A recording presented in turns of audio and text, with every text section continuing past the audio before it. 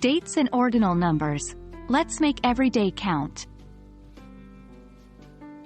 Hello everyone, and welcome to today's video. We're going to learn an exciting aspect of English language learning. Today's topic is all about using ordinal numbers for dates. Don't worry if that sounds a bit complex, we're going to break it down and make it really simple. Let's get started. Before we get into dates, let's quickly recap ordinal numbers. These are numbers that represent the position or order of things in a list. First, second, third, fourth, and so on, all ordinal numbers. Remember, when we're using these in English, we typically add a th, road, nd, or saint at the end of the number. Now that we understand what ordinal numbers are, let's look at how we use them with dates. In English, we use ordinal numbers to talk about dates.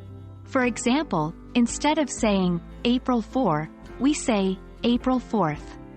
The 4th is an ordinal number that tells us which day in April we're talking about. The basic formula for using ordinal numbers with dates in English is month plus ordinal number of the day. Some examples include January 1st for January 1st, October 30th for October 30th, and so on. In spoken English, we also use the before the ordinal number and of before the month.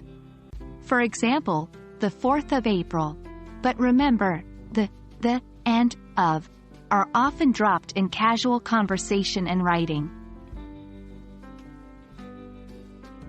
Be careful not to mix up the order. We don't say 4th April or 1st January. The month always comes before the day in English, and the th, road, nd, or saint at the end of the number is always necessary. And that's a wrap on our lesson about using ordinal numbers for dates in English. Now you're equipped to talk about dates like a pro.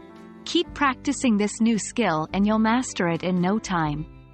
Remember, the best way to learn is by practicing. So try using these ordinal numbers next time you're talking or writing about dates. Until next time, keep learning and keep growing.